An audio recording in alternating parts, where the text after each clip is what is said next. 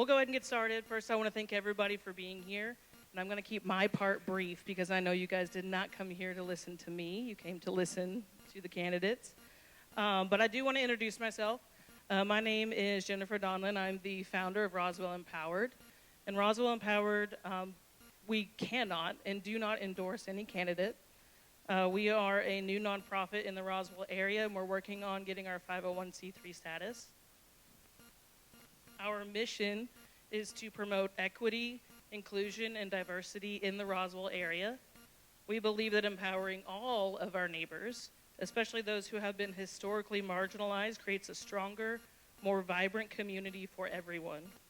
Through education, celebration, and local collaboration, we encourage accountability, integrity, and neighborly connections, with the goal of building a city where everyone, I'm going to try to not block Mary here, where everyone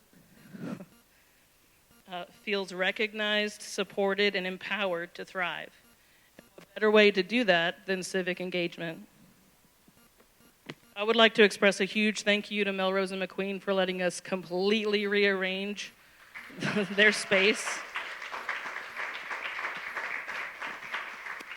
And thank you to all the volunteers that came and set up, came and brought extra chairs, and that will help us clean up at the end. Thank you to Scott Long for recording for us. And thank you to the candidates for being here. We know that you guys have very busy schedules, so thank you for being here. One thing that I do want to make very clear about tonight, and our host, Leah, and our moderator, Robin, will also talk about this. The people that are up here, whether you agree with them or not, whether you like them or not, are real people. They have families. They are our neighbors. So I do expect, and I have seen some of the questions, I do expect that we will have some challenging discourse tonight. That's okay. We want you all to feel empowered to ask those questions. However, disrespect, name-calling, or derogatory comments will not be tolerated. We will ask you to leave. And I think we can all agree that that's how it should be.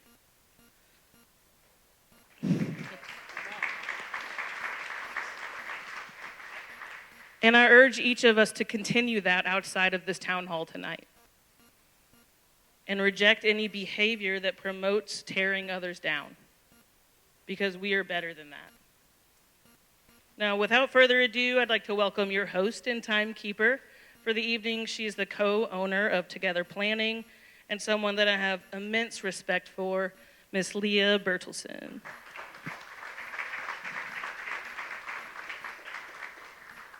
Thank you, Jennifer. My name is Leah Bertelsen, and I have the great honor and pleasure of being your host this evening.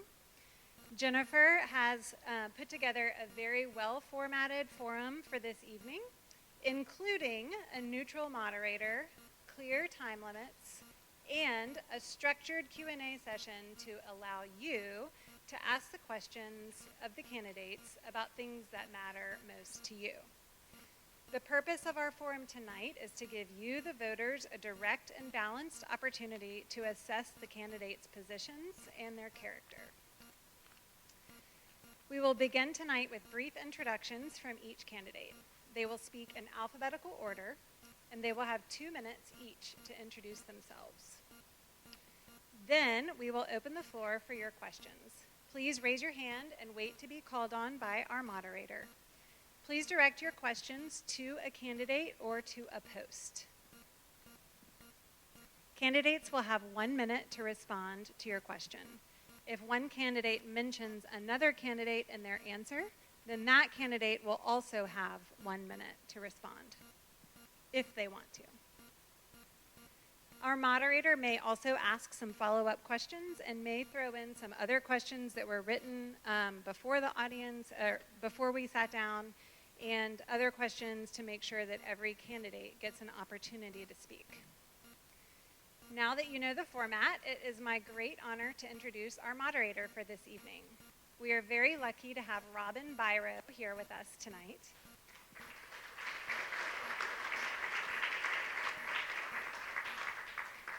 Robin knows very well what it takes to be on a stage like this.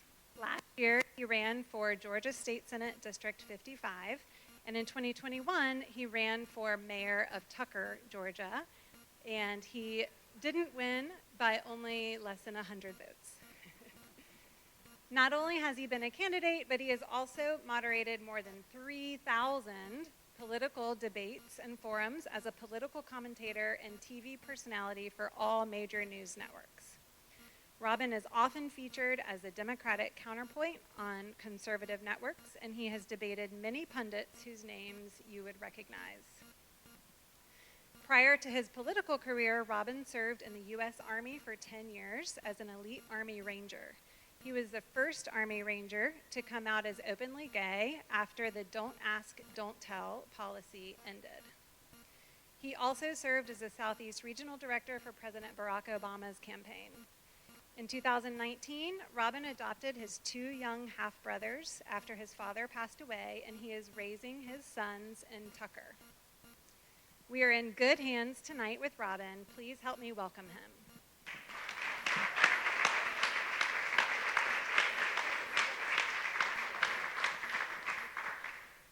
It's really great to see all of you.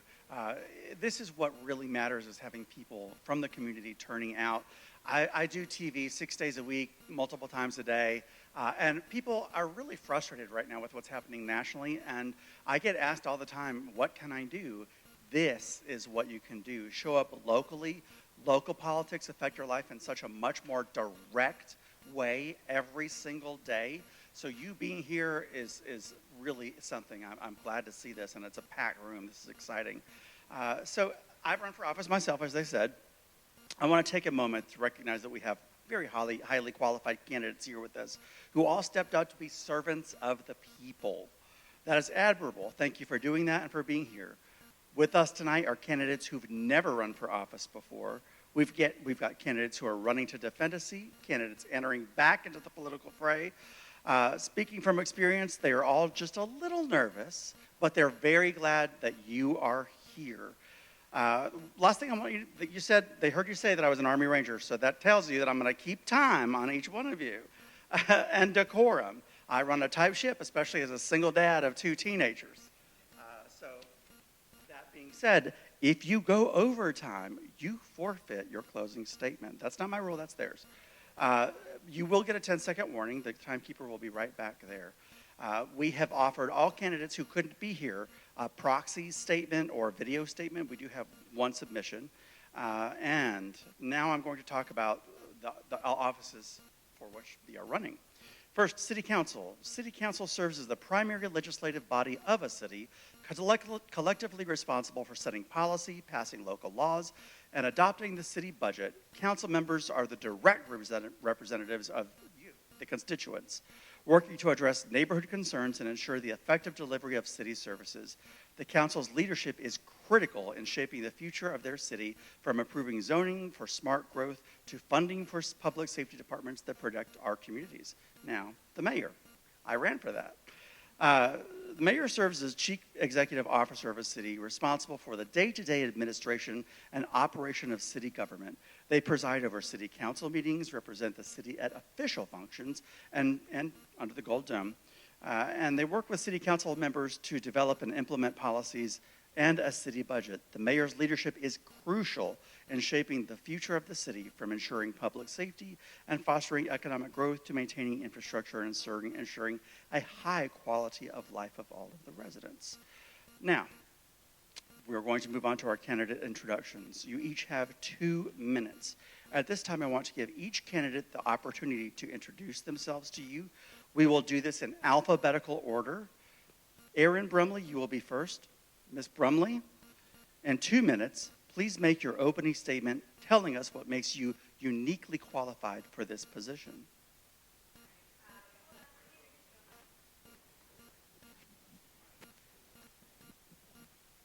I was going to speak really loud because I can do that too. All right, hello, thank you for coming. My name is Erin Brumley. I I came to Georgia originally 30 years ago, thanks to a scholarship from the Georgia Rotary Student Program. I was sponsored by some Rotary clubs for me to study at West Georgia College. It was a fantastic experience. I was also an ambassador throughout the state, telling the story about my country and my family. And then I met a boy, and the boy went to get me. And after I graduated from college, the boy lived in Roswell, so we moved here. He and his family lived in Woodfield, right next to Martin's Landing. He went to Holcomb Bridge Middle. And so when we got married, I moved to Roswell to be close to them. Eventually, we bought a home in Martin's Landing, which is where I reside now. We had 2 children. They're adults now, 25 and 27, both graduates of Fulton Public Schools, plus state universities. And I have a little more time now. So for a while, after they were in high school, I started to participate in more volunteer activities and political campaigns. And eventually, I started attending more and more city council meetings. And now I'm running because I think we need change. And I want to be that person who brings change to it. Thank you so much. Mr. Dorvey. Thank you. I'm Steve Dorvey, and I want to be your mayor. I have lived. May I stand? My butt's Yeah, sore. of course. So you may stand for this portion, but you must be seated for the question portion, only because you will be out of frame for the cameras if you stand. Perfect. Okay, thank you. I'm Steve Dorvey. I want to be your mayor. I've lived in Roswell 43 years. I've raised 2 children here. My son is 26 and works for NASCAR, and my daughter is 29, and she works for the CDC. I was on the city council for 9 years, so I will hit the ground running when I'm elected, if I'm elected. And I have a vision for Roswell that goes back to my days in the city council. We have a current administration that does not listen. They do not respect the voter.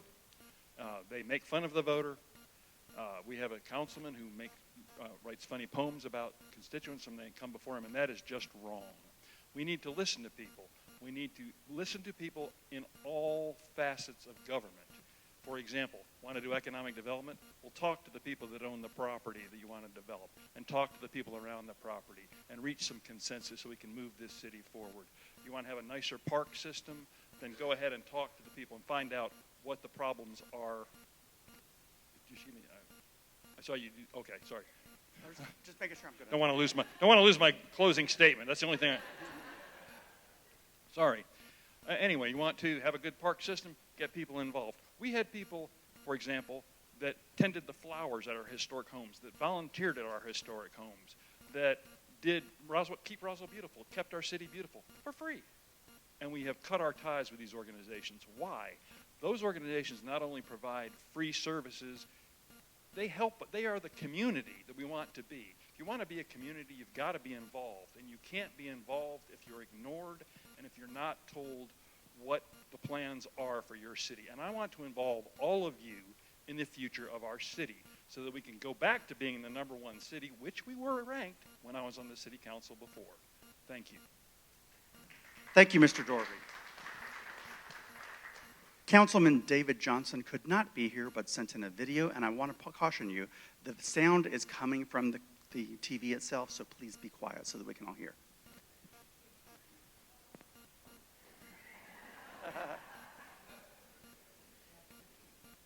David Johnson. 2 years ago, I ran for city council because my neighbors weren't feeling safe, and Roswell was not getting the job done. Here's what we've accomplished together. Pine Grove redesigned with sidewalks and bike lanes. Big Creek Parkway underway, $15 million secured from GDOT. New trails, restored parks, and a downtown parking deck. Police headquarters relocated, saving taxpayers $40 million. PBS Aerospace Headquarters, $40 million investment in new jobs. Roswell's moving forward, and I'd be honored to keep working for you.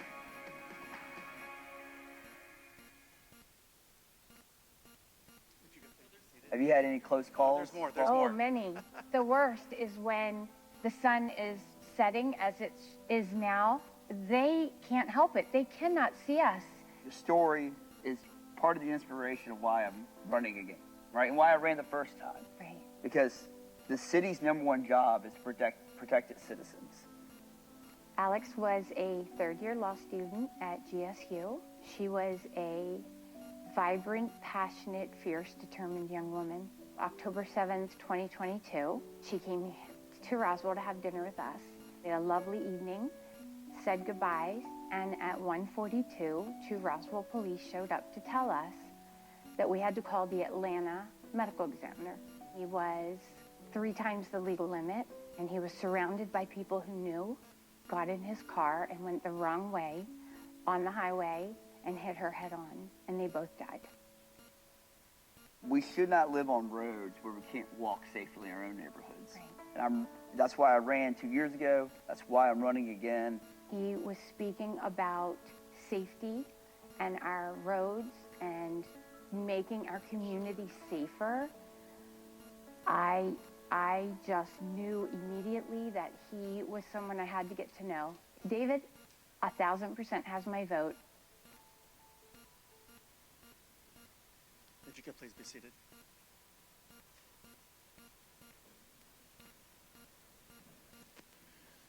Jennifer Filippi.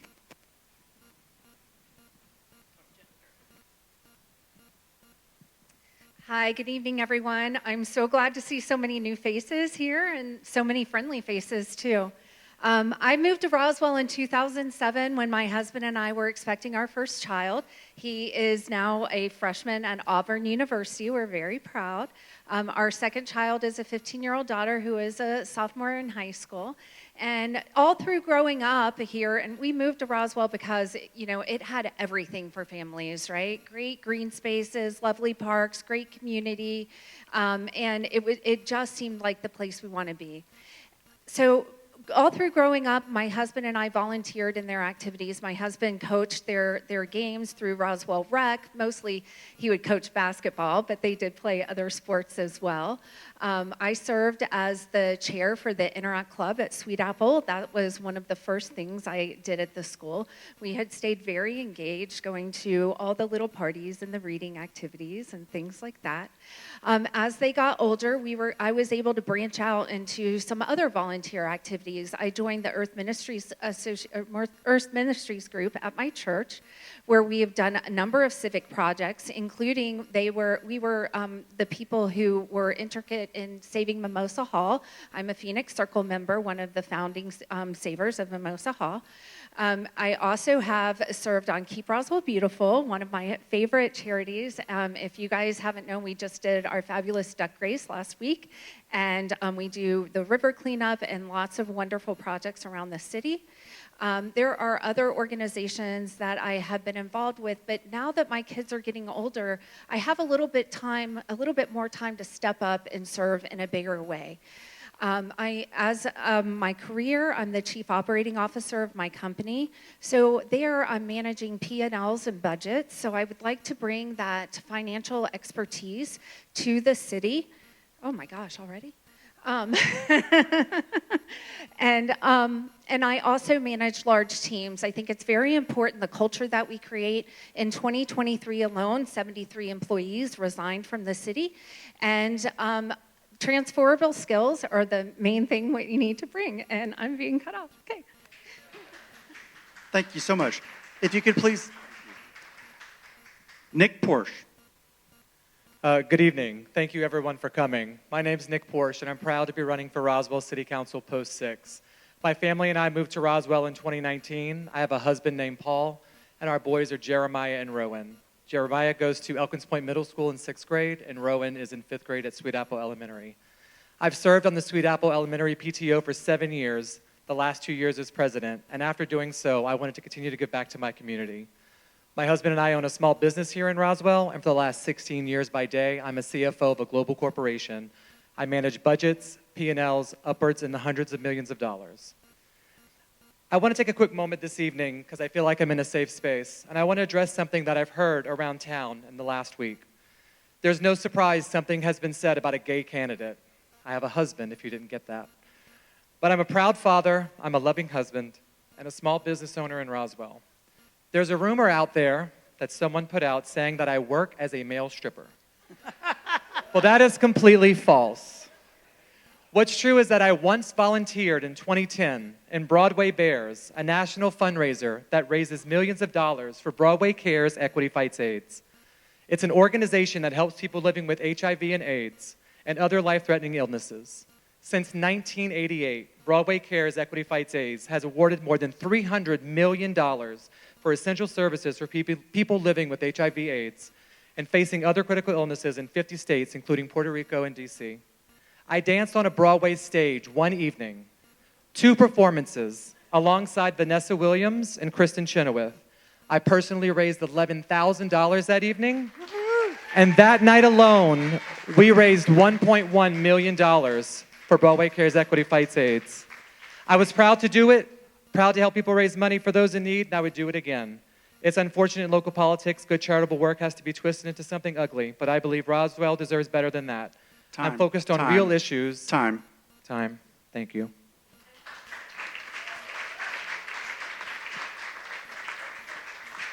Mary Robichaux. So once again, I want to say thank you to Roswell Empowered for this event and our moderator and all of you who came to hear from us. So I am Mary Robichaux. I am a 32-year resident of Roswell, and if we're going to tell kids' age, I have 44-year-old twin sons, okay? So we've been here for 32 years here in Roswell. I've had 40-plus years of executive leadership in various organizations where I manage multi-state teams, and I also manage multi-million-dollar budgets. But my proudest moment was when I was able to serve Roswell as under the Gold Dome as your state representative for about 80% of Roswell for 4 years. What I learned there is that public service is what's so important when you're an elected official, period. The titles come, all of these things come, but what really matters is you, the people. What do you want us to do? And I think what I became known for is I'll talk to everybody. I talk to anybody. Maybe that's a good thing, bad thing. But I have some ideas. One of the first things I'm going to do, and I've said this before, I will be calling for an independent investigation of this current administration to include a forensic financial audit.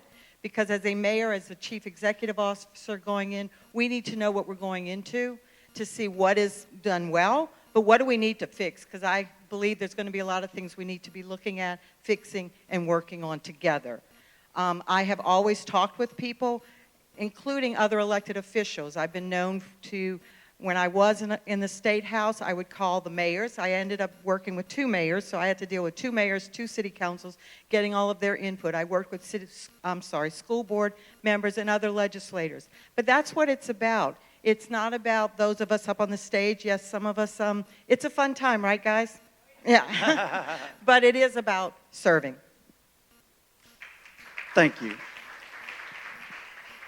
This empty seat is reserved for Mayor Wilson. He is not here yet tonight. He may still come. They're in a special called meeting, so I'm going to move to Mr. Zach. Thank you. And thank you, everyone, for attending, because you're part of the political process, and that's very important that you're coming out to be informed. So to give you a little bit of my background, I worked at UPS, and actually one of my old bosses is in the building, so if you need a credibility check, she's right over there. While I was working for UPS, an opportunity presented itself for the IT director for the city. I've got a finance, IT, procurement background, and I thought, what would my career look like if I stayed up 40 years at UPS? And I thought my curiosity got the best of me. I have to know what it's like to work for my local government and take that opportunity. Me and my wife, Corinne, moved here in the middle of COVID, actually the first week. We got very lucky on our home purchase, and so I also saw it as an opportunity to be able to see what the community was like while everything was shut down. In my first year at the city, I was able to cut $500,000 in OPEX expenses, which that's 0 headcount reduction, and that came from phone lines that were not in use. So just so everyone knows, the city was spending $500,000 in phone lines that didn't go anywhere. The second year, I had a major project of transitioning from Verizon to T-Mobile, which saved the city another $200,000 to $300,000, and a lot of other things I did, such as upgrading the security infrastructure, bringing in IT projects, and working with the other departments, specifically public safety, to improve their response times. So why am I running today? Well, I'm running because I have what I believe is a unique experience in working with this administration and knowing what they're doing well and what they could be doing better. With my data analytics background, I look to solve the problem that everyone on this stage is presenting, that we have an issue with understanding the financials of our cities. The people who support this administration will say it's there and you need to do the work, and that's fair. But the reality is it's not easy to find. And in 2025, as laymen, we need to be able to access that quickly and be able to dig into that data to understand where the money's going. The second main key thing for this election, outside of what everyone else spoke to, is the Keep going. The feedback cycle that we're getting from citizens is gone. So we're doing all these big things, but we need to make sure our people are included. Thank you. Please give them a hand. They made it through opening statements. They all kept to time. That makes me very happy. I have just a couple of notes. Yes. Oh, fantastic. Is this the mayor? Mr. Mayor. We're doing opening statements right now, sir. Thank you.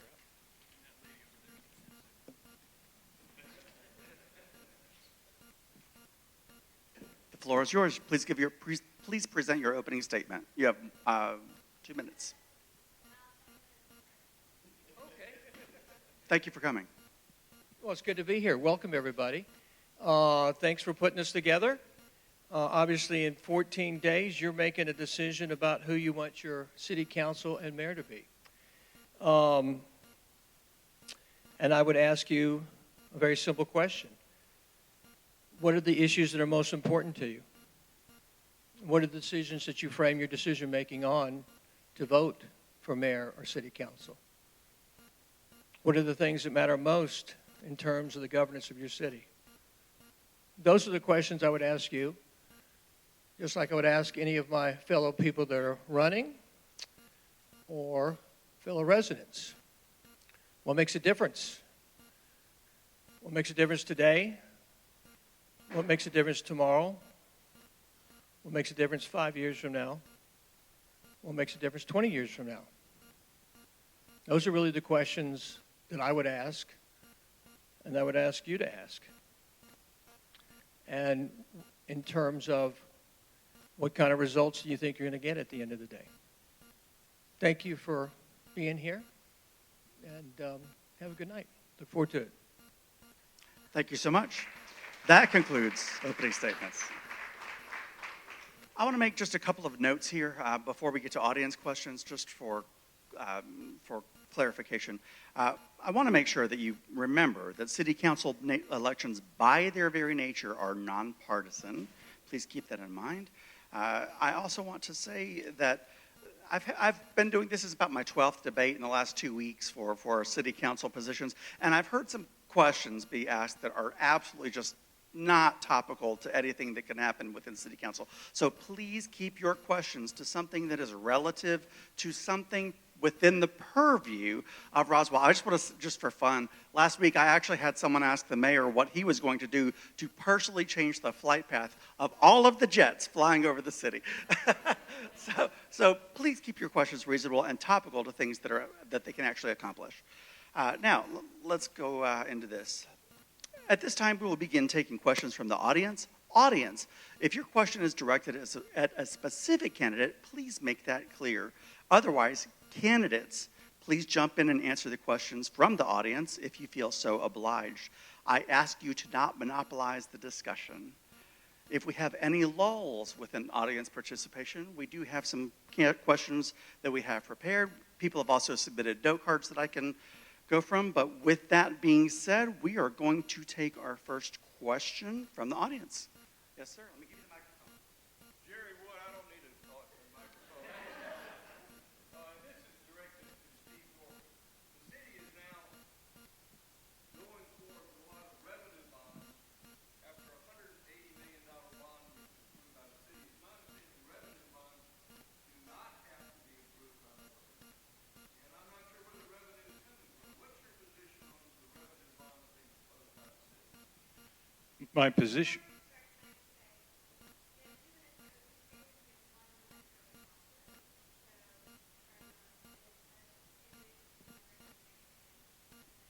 To reiterate, correct.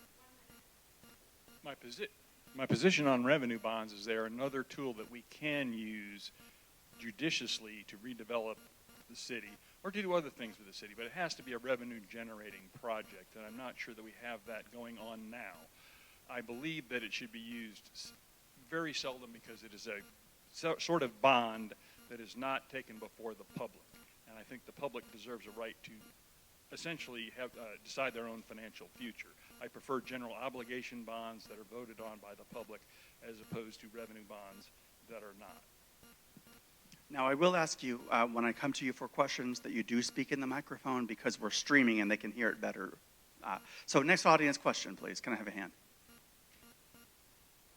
Maggie, here you go. So I'd like, I saw some things recently about how you were going to do some, traffic calming measures, and I saw a new light go up on Nesbitt Ferry outside of, what is it, Nesbitt, what is that, Lakes or something? I don't know who did that light.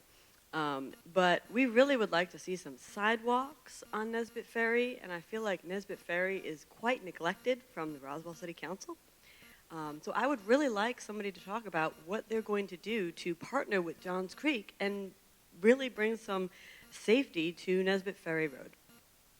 I'm not going to monopolize the microphone. Thank you. Thank you.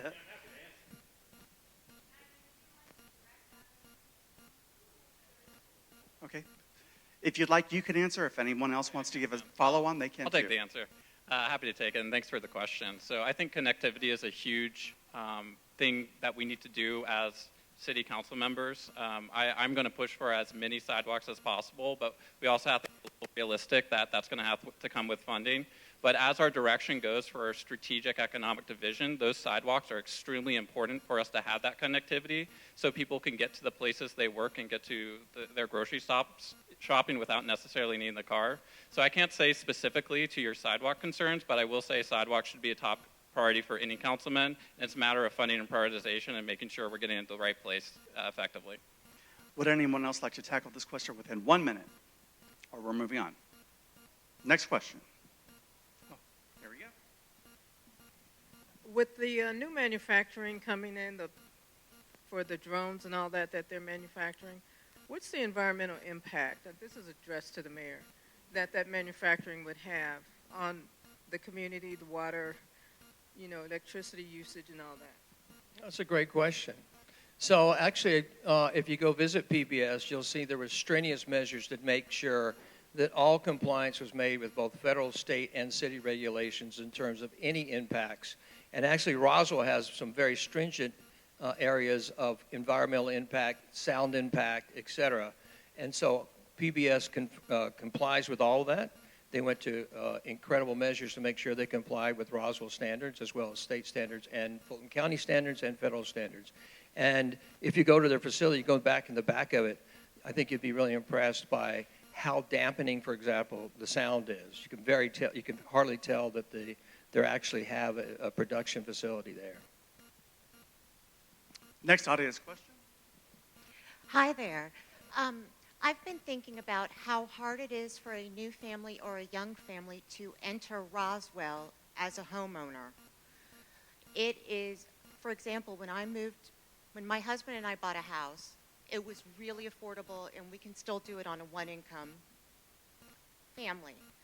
I am looking at houses that have sold again in my neighborhood that are triple the price, and I'm happy for the real estate agents. But how can a starter family that has, 2 kids in preschool, how can they afford it? Is that directed to someone specific, or does anyone? I would like the party to anybody who wants to. All right, it's on you. Who wants to speak? So I'll go ahead and take that question, if anyone else. So I agree with you. It is very difficult now to buy a home as a young homeowner coming in. So a couple of things that can be done. First off, we need to look at what is our overall inventory of what we do have, and that includes, in my opinion, some of these apartments need to be upgraded so they're at least they're livable, because some are not across Roswell. But the other thing that we've seen, unfortunately, especially with COVID, what we saw was a lot of these equity out-of-state trust companies coming in and buying what we would call the starter homes. And now, unfortunately, some of those are actually being operated almost as if they are apartments. I've been in some of the neighborhoods. There are some units that it is a 3-bedroom, 1 bath, and there are 18 people living there. I think we need to look at those kinds of things.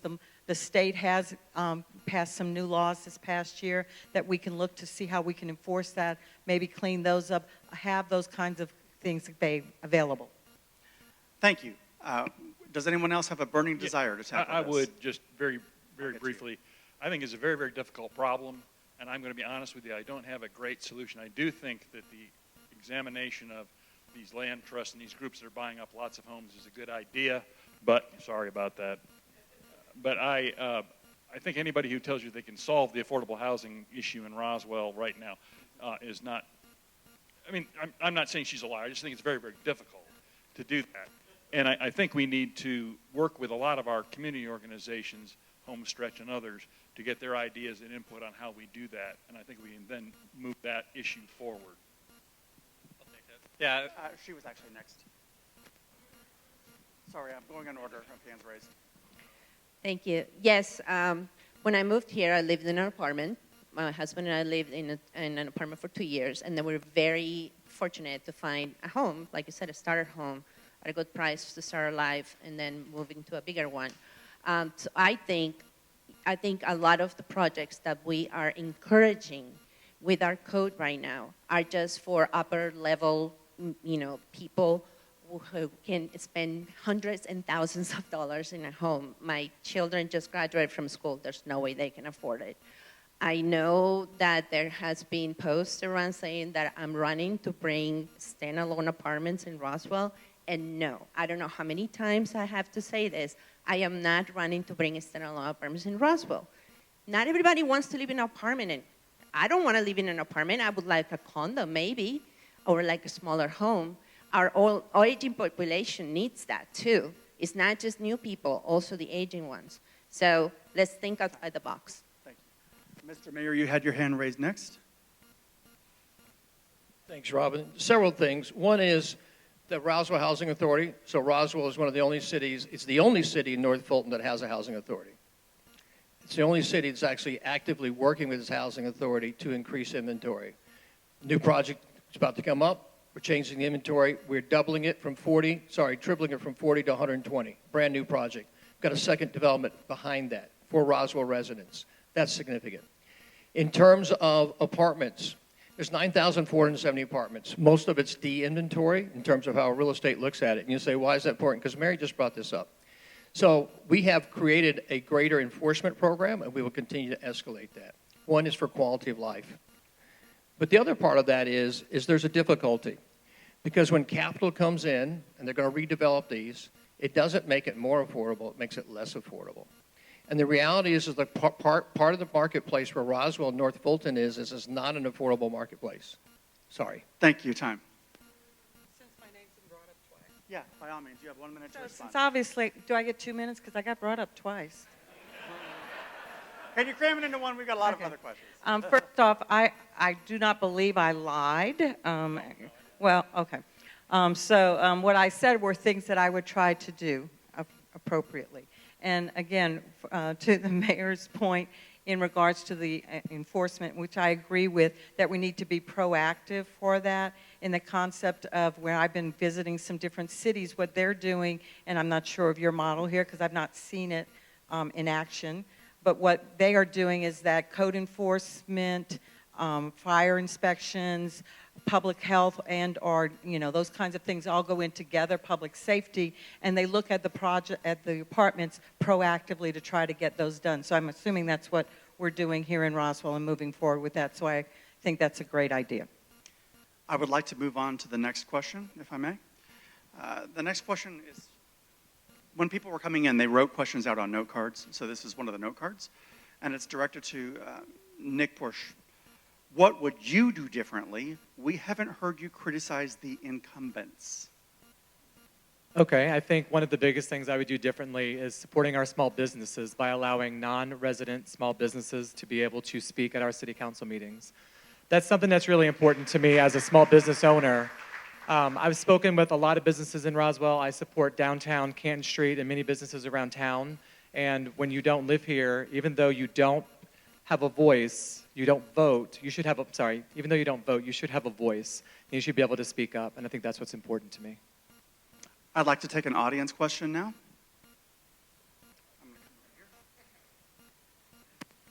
This is for the mayor. Have any contracts been signed for the pitch that we are not aware of as the electorate? No, thank you for asking the question. The answer is absolutely not. There is a soccer stadium is part of an ideal for an entertainment district. It's an ideal. It's an economic ideal. And one of the primary reasons I'm running again is because I believe that I have a moral and ethical responsibility to change the economic dynamics in East Roswell, which has for 30 years been on a trajectory downwards. Ever since we annexed Roswell on the east side of our city, it has been on a downhill slide economically. Capital is not going to come into the east side of our city and change it on its own. It's demonstrated that. Capital has already demonstrated it will fail. The only thing that capital will do on the east side of our city of any consequence is put in standalone apartments. That's why in 2022, this mayor and council said we have to take standalone apartments out of the equation. The short answer to your question is no, ma'am. Thank you. This gentleman right here has had his hand raised twice. I'm going to pass it to him. Yeah, this question is for the folks running for city council. I believe we all have pivotal moments in our lives, and I'm just curious as to what was the pivoting moment that made you decide to run for city council? I don't know that it was one moment for me. It's been kind of an evolution. So this evolution started when I was getting involved in activism, which started with environmental concerns and concerns in raising my family. And as I continued to get involved, I was also encouraged by a very good friend to pay attention to local politics because that's where our voice mattered. So I started working on a number of different campaigns for different people across the city, some that have been elected and some that did not succeed in getting elected. And as I went through that, I became encouraged to run myself. I always thought that I would run one day, but you know, in my life, there just wasn't time for it. I'm a working mom. I travel a lot for my business. Now that my kids are a little bit older, there's some space. And the things that I was seeing happening in this administration, and particularly by my opponent, felt like it needed a voice to speak against. So. Next in line. I want, like Jennifer, not specifically a moment, but I do remember clearly last year's budget meeting when the 2.2 million fees that we were going to get in parking was presented, and I was incredulous. I got up and spoke about it. I wanted to see exactly where those numbers came back. I was assured that risk was included in that. We have, 56,000? So that's when I started seeing that there was a pattern of things happening that I didn't like. I've been going to city council meetings for many years, and just the way that they responded, the transparency, the way that we were talking like we didn't know what we were talking about. I can read spreadsheets. I had a business background, so that started putting the idea in my mind. And for this specific post, there was nobody challenging the incumbent, so that's why I made my decision. Really good question. Thank you. I think for me, the company that I'm a CFO of is an arts-based company of New York City. It's a Broadway-based company. Our arts were defunded this year by the person of the post that I'm running for. I think that needs to stay in our community because I think the arts are very important. Our Roswell Wine Festival is not happening this year.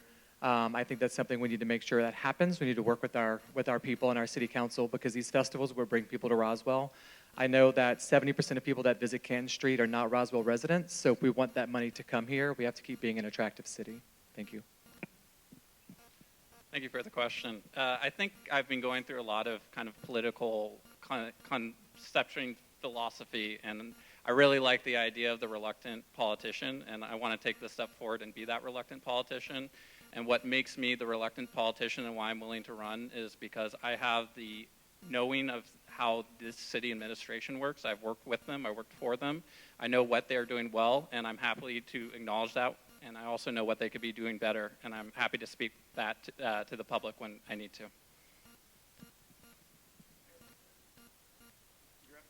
thought it was just the city council. Oh, just the council. Okay, gotcha. All right. Yeah, go right ahead. Oh, okay. If you're prepared. I guess I was the reluctant politician. I was one of the people who wrote the letter from the 20 officials to the city. And I was very happy to write the letter, and then it was revised by somebody to make it nicer, and then I stepped away. I did a podcast on that letter, and all of a sudden I started getting calls and letters and emails saying, please run for office. Our city needs your help. And I wasn't interested. I said, no. Then the podcast dropped, and then that night the mayor called us silly people, and he since said it was an election stunt. Well, it wasn't my election stunt because I wasn't planning to run for office until I got several emails saying, you need to save our city. And I learned that people weren't getting listened to, that there was no input. And frankly, the first time I've heard the mayor say he wanted to hear from people in the electorate was tonight. And that's why I ran. It took me until Thursday before qualifying to run. I was very reluctant, but I'm very glad I'm here now.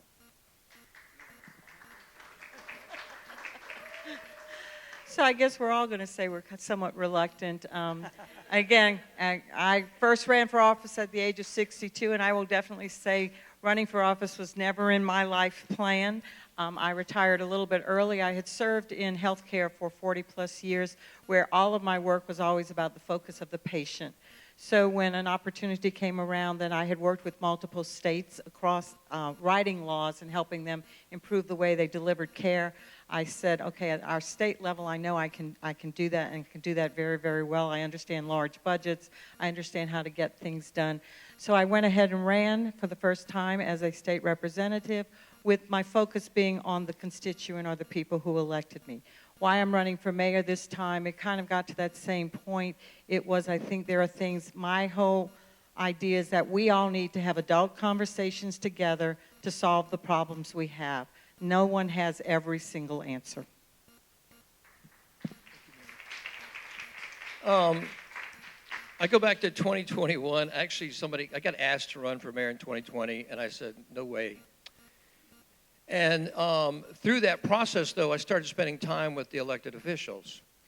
And I actually had a meeting in March of 2021 and had what I could consider the two most powerful elected people in the city at that time, the two city councilmen. And I sat them down, had a meeting, and they really disliked each other immensely. And they really let each other have it. And I said, at the end of it, I said, guys, I don't really care what you think about each other. All I care about as a resident is that you make each other look good and that you solve problems, and that you're about that business. That's all I really care about. And as I watched it transpire, I realized that wasn't happening. And I really kind of, over the next several months, kind of made a decision. I said, I guess somebody's got to step in the room that's going to start solving problems and getting things done. And that was kind of like the reason I did it. And we're halfway into the middle of continuing to do what we need to do. Thanks, Leah. Sorry. Thank you. In the interest of time, does anyone in the audience have a question for one specific candidate? Yeah. Hi, this is for Mary. I am a relatively new Roswell resident, so this is going to be my first opportunity to vote here municipally. Been here long enough, though, to understand the forensic financial investigation that you mentioned and the concern in the community, and I think everybody up there mentioned this. What do you think you're going to find? Are you going to share that with us? Mr. Mayor, would you commit to doing that as well, or just simply disclosing it, the financial information?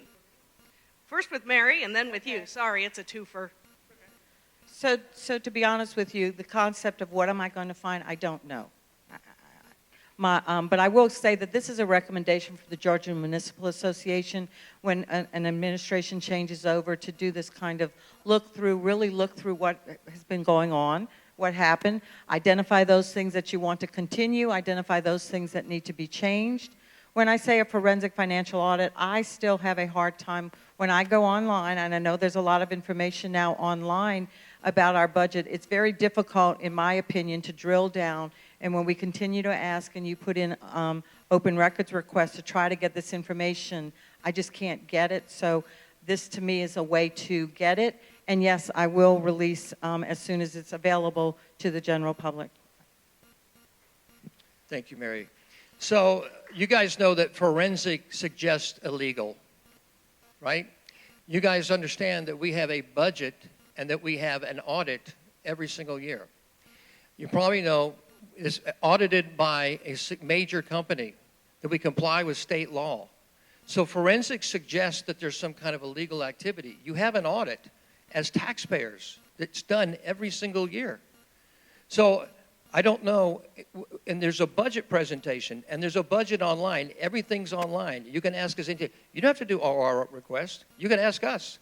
There's nothing to hide in our budget. Never has been. And the suggestion of that is really a disservice to every citizen.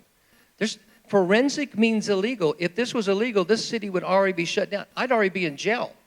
My city staff would be in jail. It's an irresponsible suggestion. It's illogical, and it's untrue. Thank you so much.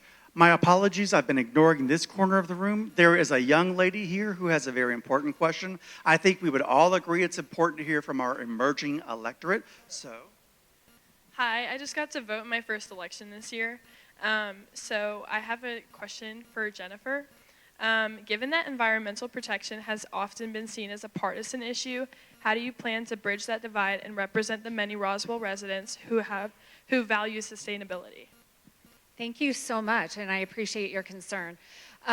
So the environmental things that I would like to focus on, I think, are things that would be very reasonable to all of the city. I don't want to come in and make big, expensive changes. I'm looking at coming in and doing things that would actually be financially responsible for the city. Are there places that we could install solar? Where can we use permeable surfaces? I will tell you one thing that is a pet peeve of mine. I understand there's plastic water bottles all over City Hall. I would like for us to have some refillable water stations instead of the plastic bottles, so that would be great. I'm not trying to come in and make life harder for people. I would like to implement common sense, money-saving changes. I would also like to make sure that we follow our tree ordinance and perhaps even look at some surrounding city tree ordinance to see what we can do to protect our trees. thank you. I'm trying to do this in order of hands raised. This is directed at anyone who feels qualified to answer the question. One of the big issues this year is transparency, and one of the avenues to transparency are ORRs. And I understand that the city is inundated with ORRs. My apologies. But it does cost the city money to process these things and time for staff to answer them. But it would seem to be helpful, and I don't know if it's technically possible, to put as many documents that are already in an electronic format in a searchable database so that we can do an ORR directly to the database and cut out the middleman, because some of the ORRs, for example, one of the last ones I did was for all the closing statements for property purchased by the city in the last 4 years, along with the appraisals. Now, I didn't ask for contracts, I didn't ask for correspondence. These are pretty straightforward documents, and I was told it would cost about $800 to process that. And it should take somebody all of maybe 15 minutes to search the database and pull these documents up. And if we had them on a database where we could do the search, it would save the city time and money. I understand it would take some effort to put that into a searchable database, but in the end, it would seem that it could save money. Is it a possibility? And I open it to the So I'm in IT, and so what you're describing was basically a requirement of a system, and I don't think it's just that easy. I mean, I obviously don't work on city council, and I'm sure those documentations are in different places, different systems, and sometimes it's hard to get them all together. I do understand about the ORRs. I open ORRs a lot, all the time, for people who, there was a change with this administration that you had to submit your name and address to do those before anybody could do it. Now we have to do it. So sometimes people ask me to open ORRs on their behalf. Now, once that documentation is sent, maybe we could put it in a place so that other people, if they had that question, but I think what you're suggesting, I mean, it's a good suggestion. I can see just as an IT person, it'd be kind of hard to implement, but. Does anyone else want to take this one? Yeah, I'm going to echo a lot of what Aaron's saying. The biggest challenge with the OR and kind of giving the people full searching is that confidential information is not always in a format that a system could find. So it's almost in the abundance of caution that we have to have the OR caution or process to make sure if there's someone's phone number or something that's personal, that there's a human element that looks at it first. Now, to your point, though, I think once one record gets that passing where someone paid for it to say, hey, we've verified this is public information, I do think that should become public to everyone and that people shouldn't have to do the same OR request for the same documents. So I think once you get past that threshold, it could go to a searchable database or just be somewhat more or open. I think initially doing that will be challenging just because of the confidential information.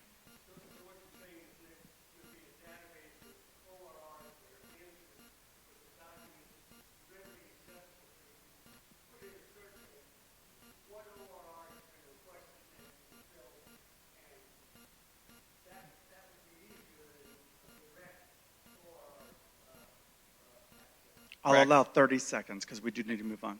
So devils are in the details, but I would say as of today, I think that's a great idea that I'd definitely push forward. I don't see any problem with it, and I think those documents are for the people to be able to access. And if we've already cleared that barrier that there's no confidential information, then it should be open to the public and should be searchable. Okay, thank you. We're going to move on. You have not had enough questions, and I have a specific one for you. Please describe improvements for pedestrian safety in the downtown area. Someone is concerned about lots of red light running. Lots of red light running. That's interesting. In the downtown. Okay. I'm not familiar with red light running in the downtown, but I am familiar with some of the businesses being concerned about the unstableness of some of the sidewalks. So I do think that it would be important for us to take a look at that. I also understand that there is some interest in having more visible crosswalks in the downtown, which could be a safety concern and help us with that. But in general and overall, I do think that, as was mentioned earlier, the sidewalk connectivity is a very important thing that we need throughout our city. Does anyone else want to tackle the topic of pedestrian safety with something specific? I mean, connected to the downtown area, there's a waiter who worked at the Standard earlier this year who was crossing the street and was hit by a car. I think that we need to look more into that to figure out a way that that doesn't happen. This particular gentleman is a father of 3. There's a GoFundMe that you can all donate to. He was a great waiter, knew me by name when I walked into the Standard. I just think that we need to look at our community and think of these safety measures and really implement some things that can help keep everyone safe. I don't have an exact answer, but I think we should look further into it. Thank you. All right, I'm going to move on to an audience question. Thank you. I think one of the reasons that many of us moved to Roswell was because of its historic character, the historic buildings that still remain, that Sherman did not burn down when he came through to Atlanta. Given what transpired at Mimosa Hall this year, and this is for anybody that wants to answer, what will you commit to make sure that this never happens again to any of the other historic properties that the city owns? Okay, I'll start if that's okay. I think we have to start with better communication. I think that better communication to what the project was going to be and the intent of cutting down the trees should have been put out there for the residents. I was unaware of it. I think many people were unaware of it until they drove by Mimosa and saw the trees down. So I really think just improving communication on all channels to our residents is super important. I would be interested in looking at the concept of forming a historic preservation trust, that the properties, appropriate properties, move into that, and then also looking at how do we really activate the true historic nature of our properties, such as maybe one of the homes can truly become Roswell's History Museum with areas that might have a children's museum and, you know, covering our entire history. It's wonderful that we have it above the Cultural Arts Center, but it's very difficult to see everything from our Creek and Cherokee heritage all the way through to where we are now. We have so many areas, you know, you could become one of these destination places because we do have some of the few remaining homes that were not burned during the Civil War, but they were also used for different aspects so that we learn all of that, including the mill. Thanks, Barry. Roswell has an unbelievable history. It has a very interesting and complex history, and the story has yet to be fully told. But I will tell you this. We were so committed, this mayor and council and senior leadership, to saving the historic properties in Roswell, we know we had to come up with a plan. Because the reality was, if we didn't, in 5 or 10 years, these historic properties with a different elected body would have said, look, we're paying $1.2 million, $1.3 million, we got $20 million invested in them, and yada, yada. And at some point, they would have been in dire danger. That was my perspective. My perspective was we had to activate a plan to make these homes be able to pay for themselves so that they're relevant 20 years from now, 40 years from now, 100 years from now. Mimosa is about saving Mimosa. And for most of us are going to be very happy with Mimosa a year from now. Some of you may not, but most of us will, and the community will, and the Mimosa will be 100 years from now, will be relevant. Thank you. This gentleman here has raised his hand 3 times. I'm going to go ahead and move on, please. Would you like for me to? Do you have a burning desire? Okay. Me, yeah, I do. I mean, I just... Go right ahead. Go right ahead. I mean, that was a very typical Kurt Wilson answer. You'll like it when you see it. I'm not going to tell you about it. We're not going to activate it. We're not going to tell you about it. We're not going to give you any information, but you'll like it when you see it. That's exactly why I'm running for mayor. Sorry, you called his name. He gets 1 minute to respond. Well, the plan is online, and I do hope you'll like it when you see it. I do think the fact that you liked that we turned a part-time fire department into a full-time department, you liked it when you saw it. I think you like the fact that we took our police from bottom pay to top pay and have 0 vacancies. I think you'll like it when you see it. I think that you saw that we saw over the Big Creek Parkway. I think you'll like it when you see it. I think you like the fact that we created a real economic development strategy that's going to matter to the city for the next 20 years. I think you'll like it when you see it. In the form of a question. I'm only taking questions, please. I'd love to answer the charge. What's the charge? All right. He would like to hear your question. Do you have a question?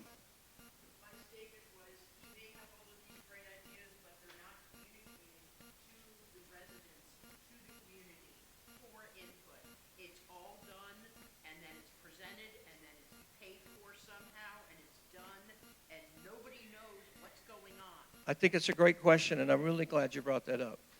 So may I ask a question in return? So this charge, and this kind of falls in the transparency charge, because we hear that a lot, like, you don't communicate with us, you're not being straight with us, right? So how is it when you have a duly elected body of people, representatives, right? It's a representative government. You elect 6 council members to represent you. You elect a mayor to represent you.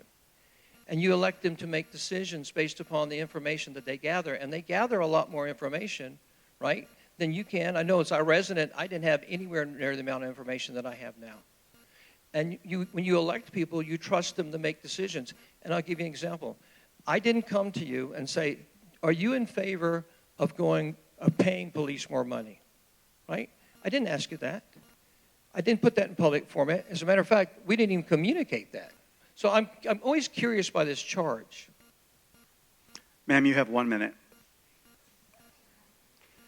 I've lived in Roswell for many years. I went to meetings when Mayor Wood was in charge many a time, and there was better communication to the residents. I wish there still was a newspaper that covered Roswell. There's a ton of stuff in all of the areas around us, communicating stuff. I live east of 400, and it's like a wasteland. We get no information.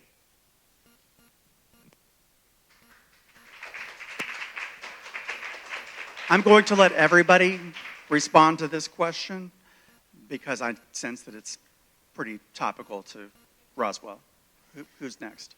I would just like to continue on the mimosa topic. As I mentioned in my opening statement, I'm a Phoenix Circle member. We were people who were the founding members of Saving Mimosa Hall. One of the big reasons that we were saving that property is because of the land, because of the trees, because of the environment that it created.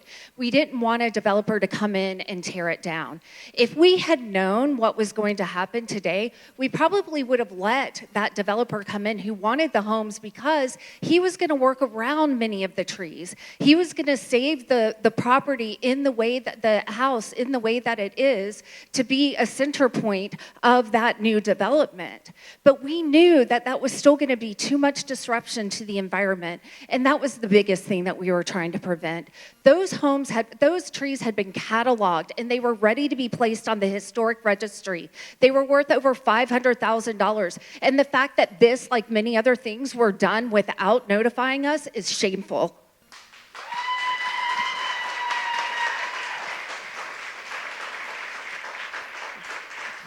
And I also want to add this whole activating homes. In this specific case, they're cutting the trees to put a tent and parking. That's why they destroyed all those beautiful trees in the property. Not only that, this was an active plantation. There is no cultural sensibility or taking care of the artifacts that have been found. They want to have plantation weddings, these celebrations on land that slaves were tortured. Okay, that is wrong. Let's have a little bit of forethought of how are we going to activate these things? How are we going to use them? Does it make sense? Can we think outside the box and try to bring other ways to do it? Education, arts, other things, but a tent in a parking lot.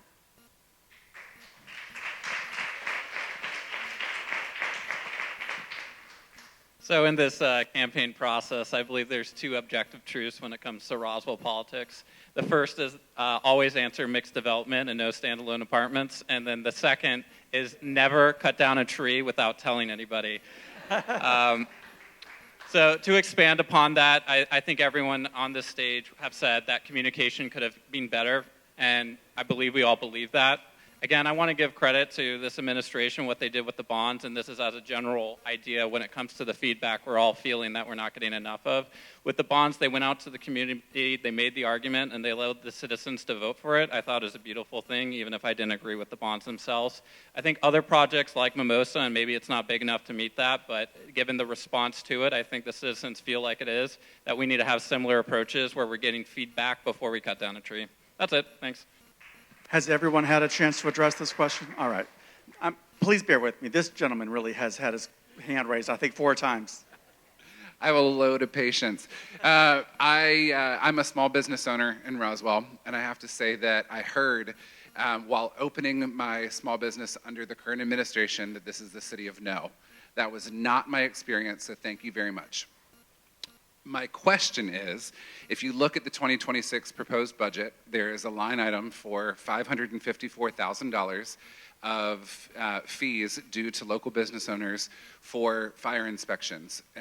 All the fire inspections it's $175 for each business, and then there's an additional $500 to $250 for revisit fees.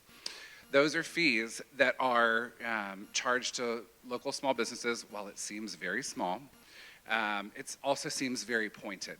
This is to anybody on the panel, but especially to the mayoral candidates. I'd like to know, how do you feel about small business? Those fees are covering about 1/3 of the shown salaries of our fire department, our new full-time fire department. Do you feel as though local small businesses should bear the burden of this cost when residential versus business calls are 6 to 1? We will take the mayoral candidates first. So you probably saw we did the first reading tonight on the budget. That issue did not come up, Paul. And I'm going to give you an answer off the top of my head that I'm not fully comfortable with. So my understanding on revenue increases, so you sound like you got a little bit better detail than I do, quite frankly. My understanding of revenue increases were inspections that were not occurring before, not a wholesale like, hey, here's a new inspection service that we're going to hit every business with. I don't understand it the same way, but I'm not telling you that I'm 100% right on that. I will look at that because I'm not trying to fund the fire department's full-time fire department on the backs of small business. I've been a small business person for the last 30 years of my life. I believe in small business. It is the business of America. It's the business of Roswell. So I will follow up on that. I can't give you a great answer on that, and I apologize. So I also don't know the intimate details to that level that you spoke of, but having done some of the research on the past budgets, what I have seen, though, is all service fees, if we combine them all for the last 3.5 years, and that includes things such as our water rates, fire inspections, but it also includes parks and recs. It's actually had an increase of almost 72% across in different areas. But if we add them all up, it's 72% increase in service fees, and those can be various. So I guess I would look at why are we increasing that much in service fees, to understand where can we not do that, because I do think small businesses, while they need to pay their fair share, as we all do, but I don't think they should be hit at the hardest either. I think this in part comes from the quote-unquote, I want to run the city like a business argument. You can't run a city like a business. You have to run it like a government.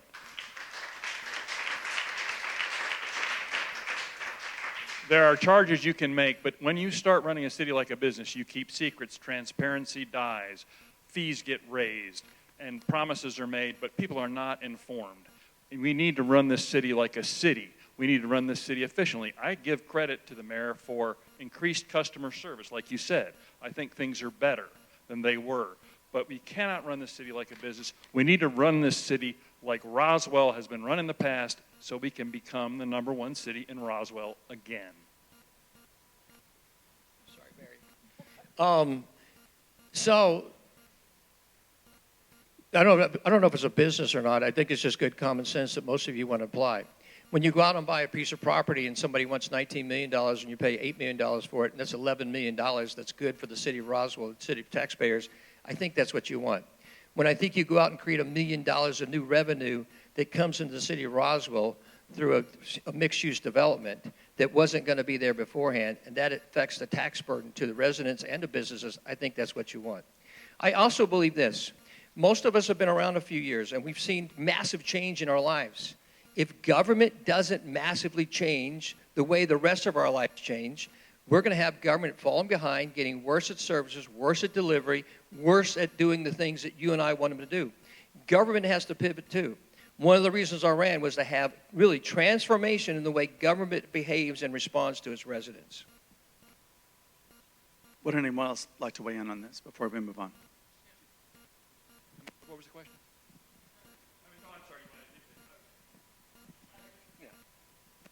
Hey, Paul. Thanks for the question. I'll say as a strategy for our city, and I'm actually surprised, Kurt, you didn't go into this, is that really the way we do have a disproportionate tax burden on the homeowners. And I don't think the way to solve that is by applying it to the small businesses. I think it's by doing transformational economic development projects. And we have to do it smartly, and we have to do it community focused. But that's really where we're going to take the burden from the taxpayers, and it shouldn't be the small businesses. So when I've talked to some businesses around town, they have expressed me concern over the increase in fees. And one of the biggest things they said is that it was just a surprise. So when these fees go up so significantly, and that's not what they're planning for in their budget, they are hit with, like you're saying, you're a small business. It's an unexpected expense. And luckily for some of these businesses, they could handle it, but they were really concerned about some other businesses that couldn't. And they were like, why couldn't the city just send out a letter and say, hey, this is coming ahead of time? What businesses are telling me is that they no longer feel like they are being partnered with in the city. Not only do they not have a voice in council, but just being asked questions about shutting down Canton Street, about the impact of the wine festival not happening any longer. All of these ways that they're feeling like that their revenue is impacted and they're not being communicated with. Thank you. People did take time to write out comment cards with questions, and I do want to make sure that we get to them since they did that. And I want to be fair to people who haven't spoken up enough with personal questions. So this one is directed to Mr. Porsche. Would you commit to expanding the UDC to support varied housing options to address Roswell's affordable housing dearth? Housing, thank you so much. Yes, of course. I mean, I think it's important to support all Roswellians in different forms of their life. I mean, I do not support standalone apartments. I will say that we have 47. I believe that's what Mary said in prior meet and greets that I've been at with her, that we need to look at and try to rebuild those. I do think we need to make sure that we can have housing for people to live here.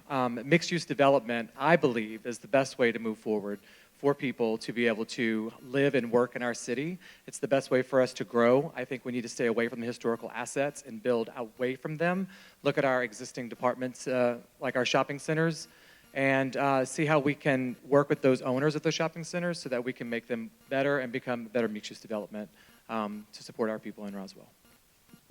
Thank you. I want to make sure I get this side of the room. Has anyone raised their hand multiple times and not been called? I've heard a lot of good questions or comments about financial stewardship and financial experience. If you could cut one area of the government to improve another area of the government right now, what would you choose?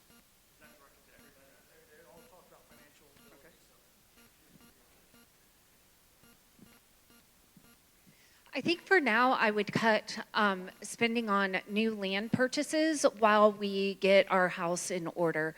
So one of the things that we always need to pay attention to as a city is our infrastructure. And we need to make sure that we're funding our infrastructure for both stormwater and for paving services. So as the city continues to grow and to age, we need to make sure that we're able to keep it at a level of repair that is suitable for all of us. So yeah, no more vanity spending, more spending on the things that make our lives work.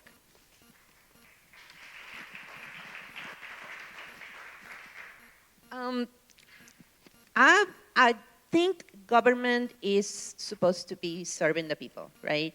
It's not a business, right? We're not here to make money. We're here to provide services and make sure that people are happy and safe. So yeah, like Jennifer said, all the unplanned real estate purchases may be good deals, but they were not part of a plan. So just because it's a good deal, you don't buy it. And the fees that we're paying our consultants, which are extremely high. I mean, $2 million a year plus $150 per study. I think we should develop more people inside City Council and just look into other things. We need a $2 million a year consultant before we don't need it anymore.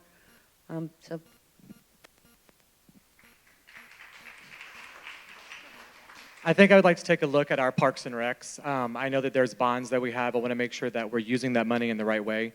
I think the bathrooms need to be updated. I think that we need to take a look at making them number one in the nation once again. I know a lot of people that I've spoken with over the past few months have told me they moved their families to Roswell for the park system. Earlier this year, my son played baseball, and I experienced the scoreboard not working for the first 3 games. The bathroom was really dirty, so I'd love to just make sure that we are making sure those are maintained and out there for our residents. Thanks for the question. And I'm in a fortunate position that I could say as a candidate, I've actually saved money for the city already, given working for it and the cuts I already talked about. I also have a very heavy purchasing background, and in my career today, we're going to save $20 million using data tools that I built this year. And so I suspect going into this role as councilman, I'll be able to find other opportunities for using the data to tell the picture, and also using aggressive contract negotiation and procurement strategies to save the city more money without cutting services. Thank you. I will cut the SEER consulting contract, the $2.2 million consulting contract. We're going to hear a lot about how SEER saved us money. They only paid $8 million for a $19 million building. Really, do you believe they're that good? Or if it was that easy, why didn't we do it as a city? The fact of the matter is these great deals we got on buildings are because the buildings need a lot of work to be brought up to code and standard. $2.2 million on SEER, or $2 million on SEER, who gave us a $2.2 million parking plan that failed miserably. The same people that are giving us the projections on the Hill Street property, SEER, how are we going to trust those projections when they couldn't even get a parking plan to work? The fact of the matter is that's a waste of money, and that money could be put into maintaining our city, maintaining our restrooms, cleaning places up, and also the Smith Plantation House is falling down and it needs work. And that's where that money would go, from consulting fees to what needs to be done.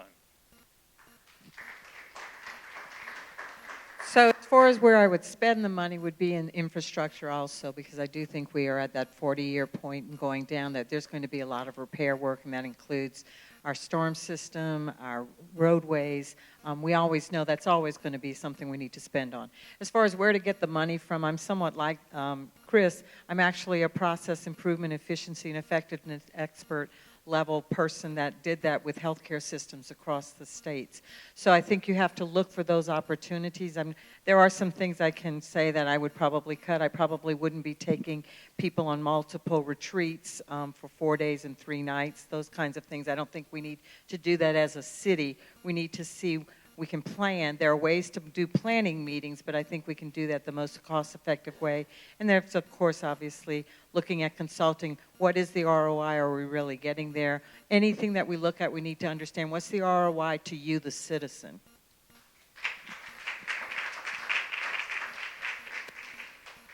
I think most of you know this if you ask yourself this question objectively.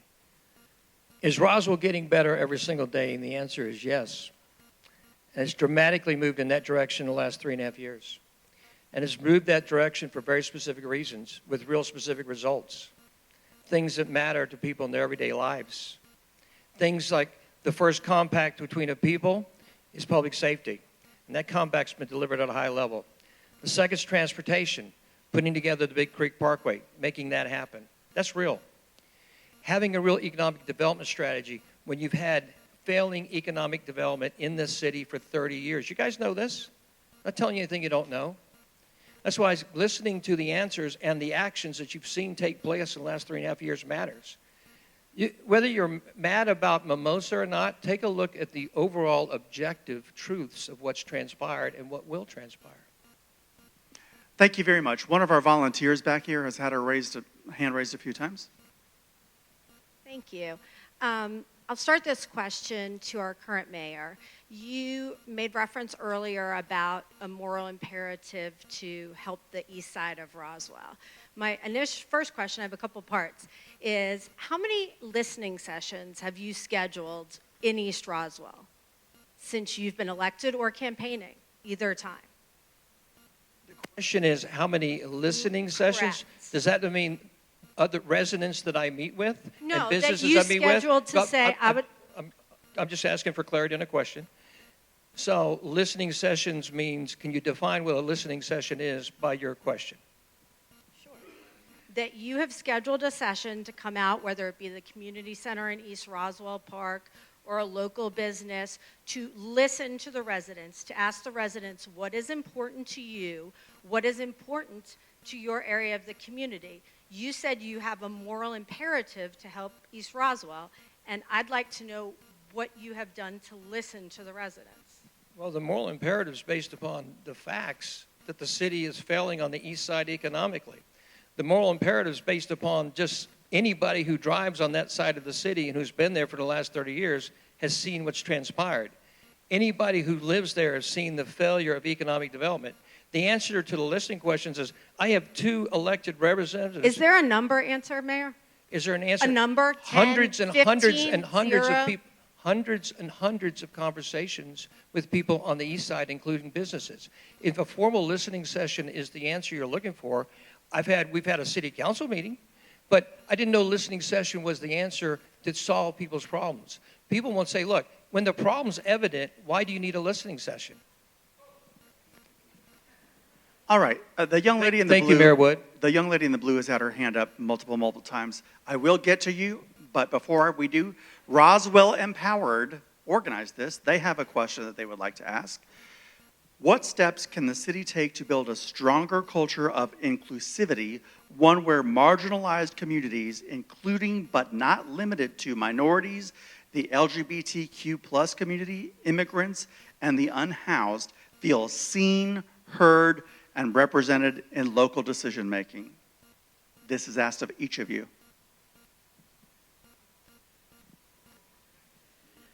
So again, I think that is a very important aspect of why I ran. Roswell is for all of us. It should not exclude anyone who lives, works, plays here, owns a business here. We should include all. Specific things that we could do would be things such as going out to those different meetings and opportunities such as this. Groups that are sponsored by, or opportunities to speak to groups that maybe have not historically had their voices heard by the city or by those people that they feel should represent them. I think that's part of it. You have to understand and talk with them, looking for unique ways that they feel comfortable bringing us their concerns so we can learn to address them, because we don't live everyone else's life. We don't live each other's lives. We need to understand what each and every one of us is going through. How can we help each other to make Roswell the strongest it can possibly be?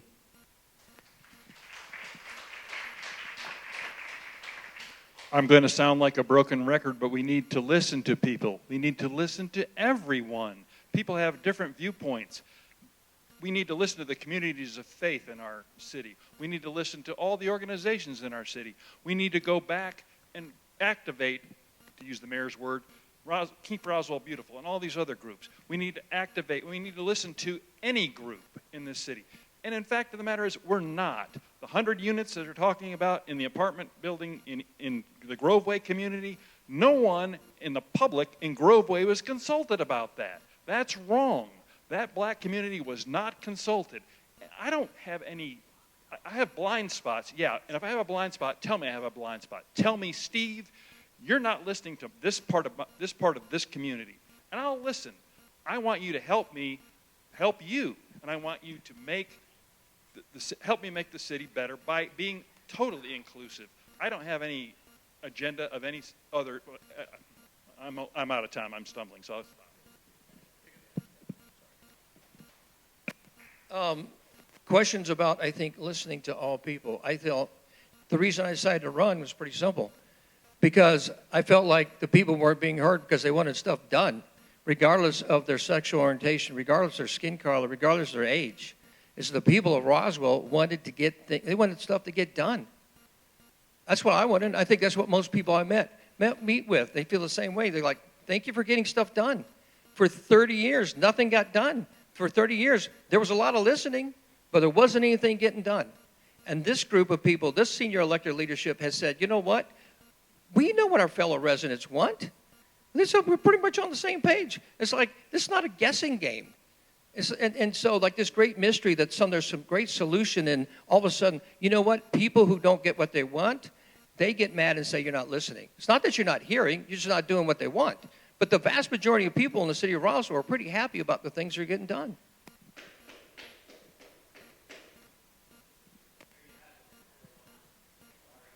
All right, next. Thank you for the question. Surprise, I'm a white male who's straight.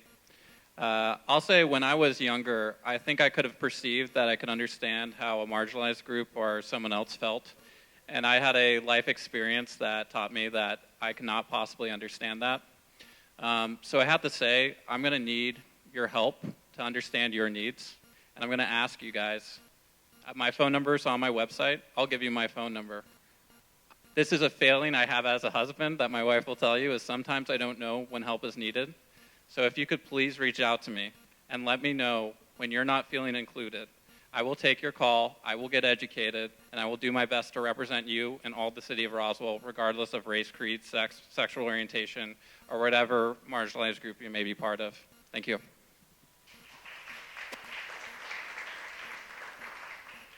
I'm also a white male, but I am gay, and I have 2 biracial children. As the PTO president, people ask me if there's diversity in Roswell, and my answer is always the same.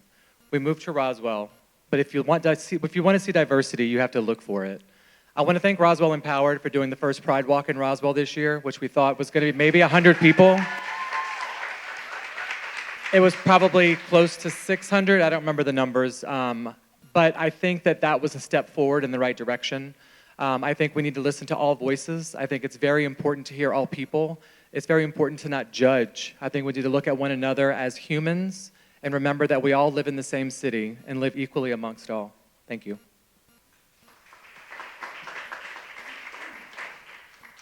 This is a very complex question for me. I'm one of those marginalized people, right? I can't hide it, and I'm also one of those minority peoples. I can't hide it. It's me.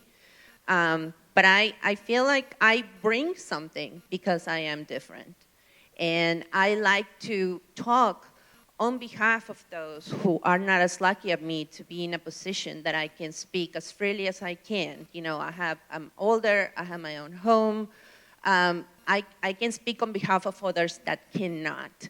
And I'm very happy that Roswell Empowered has, done this, because they are also part of a group that I'm also pretty close to, and who I will advocate for. I advocate for all of those who don't have a voice.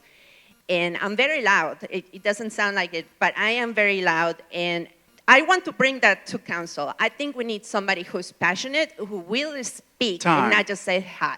Yes.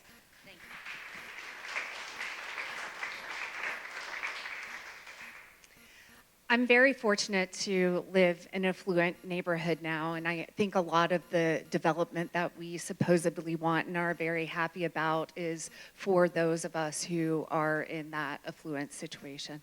But this isn't where I came from. I came from a single mom family, and we did not have a lot of money. I had to scrape and fight for everything I had. And what I know is you have to meet people where they are. And so these people are not going to always feel safe to just come to us and express their opinions. And so we need to be getting out in the community, attending cultural functions, attending different churches, going to where the people are, getting to know them so that they then feel comfortable speaking to us and they have a voice. Thank you so much.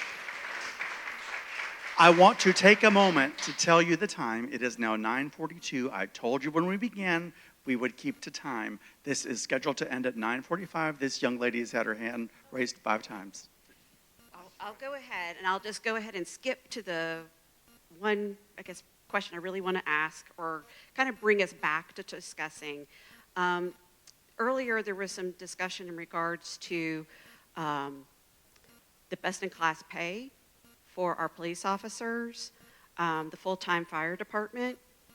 And those ideas came from a collaborative 2021 to 2025 strategic plan. It had a lot of community or opportunities for community input. And one of the strategic priorities right now, and so this question is for the mayoral candidates, the strategic priority is for us to move from a strategic plan to a 3-year business plan. So first, I would like Mayor Wilson, if you could tell us a little bit about that plan. And then for the other two, for the challengers, if you would please let us know your ideas about the strategic, if you would stay with a strategic plan or if you would adopt a business plan. Courtney, thank you for your question. So let's talk about, you mentioned the 2021-2025 strategic plan. When we came in office, we literally reviewed 125 plans, all part of the stratagem of the city of Roswell over the course of the previous 15 years. All of those had basically assent and a positive response from the community. 125 plans. Which of those 125 plans did you want? So ultimately, you had to put it in the hands of your elected leadership to say, and with the senior leadership team, to make some decisions about, because in the past, Courtney, plans would get put in the public, they get approved, yada, yada, check, nothing happens. 0. Again and again and again. So it was picking priorities. The elected leadership most certainly did that, based upon, as elected leaders of the people, there is an incumbent responsibility to make decisions, right? And the people have definitely weighed in. But how do you pick those priorities? We pick the priorities based upon 125 plans. 3-year business plan? That's a simple piece. That is not a vision. That's not overall stratagem. That's part of the number one community in America. That's the vision. There's a strategy. Thank you. So I think the concept strategic plan versus business plan. So to me, strategic plan does not dictate, it drives and gives you focus as to what you want to accomplish within those certain numbers of years. You can use a business plan to attain your strategic plan, if that makes sense. I don't think you have to have one or the other. I do think, though, a strategic plan would be at the top. It's kind of like, the concept, what's your mission statement versus what are your values? How do you get there? That's how you do, improvement plans, and how do you do change management? What is your strategic goals? And sometimes you do have to go through 150 or more. I used to work with organizations of 700 plus physicians. You try to get them to agree on anything. But we did. But it was also having to go through those things, rank it, rate it, do all those things. So I think there are ways to use both, but strategic first, then a business possibility. I will review all of the strategic plans, and we will use them as a guide. However, they will be reviewed regularly, because in order to implement public policy, you need to have goals. I want to be the #1 city in the United States. I want to have a vibrant economic development on the east side, whatever it is. But the facts are going to change every 3 months. And if you don't reevaluate your goals and you just press on and you don't take public input and you don't continue to evolve your plans, then you wind up sort of like the Russians with the 5-year plans that never worked. That is not how you operate. You implement public policy by continually reevaluating and listening to all of your stakeholders to make sure you're moving in the right direction. And that's what I would do. I would like to point out that the economic plan that was developed with SEER Consulting had 660 man-hours put into that plan. Guess how many hours were put in by a community member, a business owner, or a property owner in this city? 0. Thank you. That was for mayoral candidates. All right. I know that there were multiple hands that were raised, but I do have an agenda. We have to keep to time, and we're just 1 minute over. But you can please stay and speak with him afterward, ask the questions that you have, because we have to move on to closing statements. And we're going to be doing that alphabetically. I will be starting with Aaron Brumley.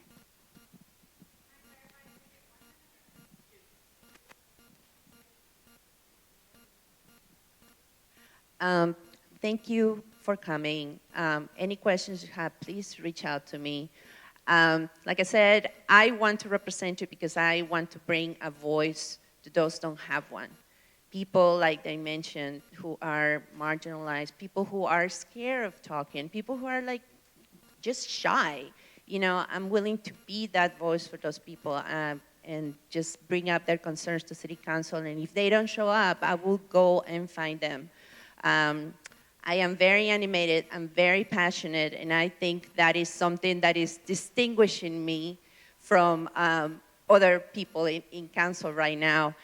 And I think that's an asset, staying quiet and just going with the flow.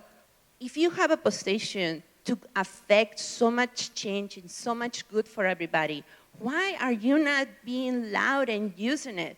That's what I want to be there. I want to take all of you and listen to you. And if I'm wrong, you need to tell me. And I'll be like, you know what? You're right. I messed up. That's what I want to bring. I don't want to be like that unapproachable city council member or somebody who people are afraid to speak of. Or, I like to have fun. We need to bring that. We need a little bit of joy as well in these times. I am not just a person that just talks. I also have a background in IT and business, and I want to make sure that people know that. I do have a background in project management. I can read balance sheets. I can, do all the financial stuff. So it's not that I'm unqualified in that order either. And let me see what else. Just go to my website, aaronbrumley.com or Aaron for Roswell, and vote. I'm also a poll worker. Please vote. The turnout has to come up. We gotta use our voice. Our vote is our voice. Thank you. Mr. Dorvey. Thank you. Going back to the inclusion issue, I am a white male, and I am the whitest guy you're ever going to meet. I mean, it's the way it is. I don't dance well, can't jump, And the fact of the matter is, but I do have 2 children that are Asian, and that has showed me just how much I don't know. And I was actually in Leadership Atlanta several years ago, and they have a race relations 2-day program. And what that showed me is the pain and the suffering that the black community has gone through in Atlanta. And it showed me what I don't know. And I'm never going to know exactly how various groups feel. I want you to tell me how you feel. If I have made you uncomfortable, if I have made a mistake, tell me, and I will try to do better. I will try to stop from making those mistakes. I will always listen to you. I think everybody up here has said that's the way to get things done in this city, is to listen to people. And I will do that. I want your vote. I think I will do a good job. I did a good job before. We were the #1 city in Roswell, and we can be again. But we're not going to do it by saying, I know what you want. You elected me. I'll get back to you in 4 years. That's not the way you run a government. Thank you. Ms. Filippi.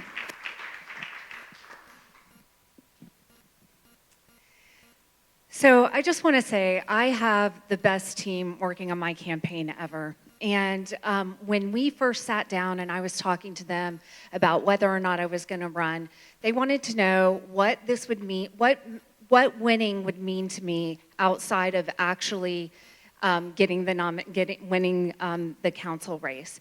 And I said to them, what I needed to do is I needed to run a race of integrity. I needed to run a race where I was true to myself, where I was honest, where I stood up for what I believed in, and I spoke for the people. And I am so proud to have been doing that throughout this time. And I would like to suggest to you that the way someone runs their campaign is also the way that they will serve you in office. When they don't respect you in their campaign, they're not going to respect you in office. When they lie in their campaign, they're going to lie in office. So take a look at when you are being made to feel afraid, or when you're being told things that don't sound quite right, and look into them. You have a lot of good people up here wanting to serve you, and we all would appreciate your vote. So make sure that you get out and vote. Election day is November 4th, but early voting is going on now. You can find me at jenniferforroswell.com. Thank you. Mr. Porsche. I want to thank everyone for coming out tonight. Being a part of this community is what's making me want to serve. I want to serve all of you. This is our town. I really love to give back to the community. I love to give to all of our charities. I love to support small businesses. I've been active in this city for a long time, done the PTO, done the swim team. As a CFO, I can bring you fiscal responsibility and transparency. I can help you read the P&Ls and the budgets to the balance sheets. That's something that I do day in and day out for my company. As a small business owner, I want to support all small businesses. I want to bring better communication to our city. I really want to listen before leading. That's very important to me. And I'm going to echo voting. I was looking at the voting polls from 2 years ago, and for 94,000 residents to have 13,000 come out is very low. So not only go vote, early voting now till October 31st, voting day is November 4th, call 5 people, call 10 people, bring them to the polls with you, remind them all day. People will forget. It's very important to vote so that your voice can be heard. Thank you. Thank you. Mayor Wilson. Oh, excuse me. Ms. Robichaud. I think Arby, no. I think we're going to echo, please go and vote. It's your chance for your city, whomever you choose. Make an informed decision, but make sure you do it. Make sure your neighbors do it. And we have 94,000. We actually have 63,000 registered voters here in Roswell. So we need to make sure as many as we can get out and vote, because that's how you decide what you want your city to be. I also have long-term roots here in Roswell from PTA boards. I served on Fulton County School Board committees. I was actually on the disciplinary committee for the entire Fulton County school system. That was a trip. I've also served on numerous other nonprofit boards across our city. I think all of us up here, we're here for service. We're here for your service. We're here to represent you, to make it the city you want it to be, along with us. We can't do it alone. No one can do it alone. So join, whoever you choose, make sure you join those people after the fact. Make sure your voices are heard. and make sure the city, it becomes what you want it to be. It's your money, it's your lives, it's where you want to be. Thank you. Mayor Wilson. Thank you for allowing me to be here. I think if you want to talk about listening for a second, I think I'm here with you. I reckon walked in the room realizing that probably was not the most popular guy in the room. And you have to think about that for a second. That is a testimony to being willing to be with you and listen even if you're not particularly happy and with everything that we do. But I would ask you a question, same question I asked you in the beginning. It is about results. Leadership is tough, but leadership starts with listening. You're not a good leader if you don't listen. So the moniker that we're not listening, we're listening. Now, if there's something that you don't like and we don't agree with you, that doesn't mean we're not listening. It just means we don't agree. But it doesn't mean we're not listening. And so I think the danger of saying we're going to listen, I'm going to listen to all 94,000. Well, 94,000 people are not going to agree on the same thing. Ever, never, ever. And part of leadership is making decisions. It is being informed. There's a limit to your ability to listen, and ultimately you have to take action. And that's what the people of Roswell asked of me and the city council 4 years ago. And that's what we've been doing. And the results are remarkable. And any of these 6 people, I think, if they had those results, would be running on those results right now. I'd ask you to think about that. That's how good the results are. I thank you for allowing me to be with you tonight. Godspeed. Godspeed to these candidates, and Godspeed to the gentleman that served for us in the past. Thank you. Thank you so much. Can I get a round of applause, please? Please clap for yourselves. Oh, you, Mr. Zach. Oh, my God. Oh, Mr. Zach.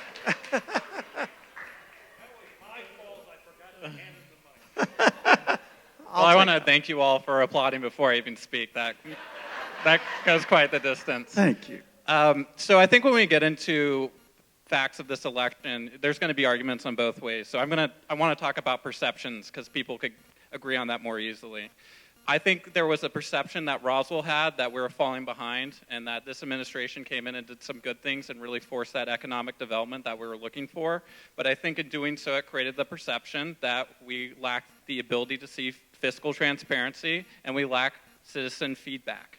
So again, I'm going to use the word perception. That's what I plan to solve when I get elected into council is those perceptions. To solve the fiscal transparency, I'm going to use my data background to improve the dashboards that got mentioned, to make them drill throughable and make it so every invoice and PO line is detailed that a layman can understand, that these dashboards can be accessed by anybody, so any of those questions, the perception of it could go away. Secondly, on the feedback, similarly, I'm going to commit to doing what we did with the bond projects, where we go to the citizens, we tell them what we want to do, we make the argument, and ultimately allow them to make the decision. That is how I think we solve the perception problem that has come up in this election, and that's how your council member, how I'm going to do it. Thank you. All right, now the round of applause. For yourselves and for your peers. Please clap for yourselves and for your peers. Thank you. All right, we actually ended just a couple of minutes early. I want to take a moment of personal privilege, please. I want to speak to the candidates. You've obviously got a great panel of very qualified candidates with wonderful ideas. Not all of you will win.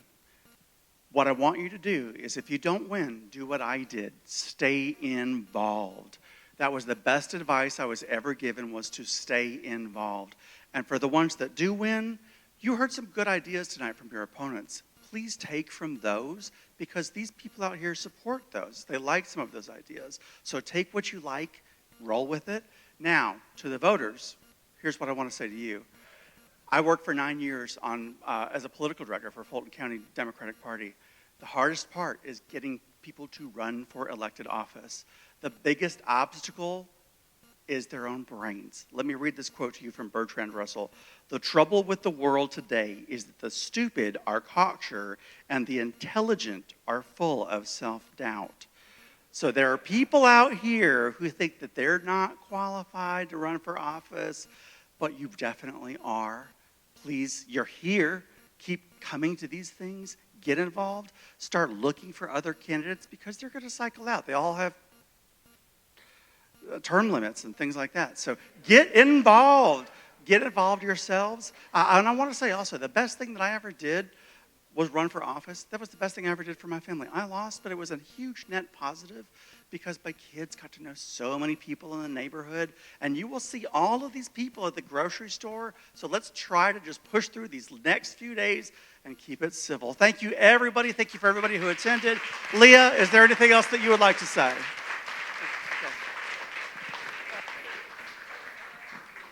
Make sure you get these signs out here. You definitely want to put some of these in your yard, and they probably don't want to carry them back to their car anyway.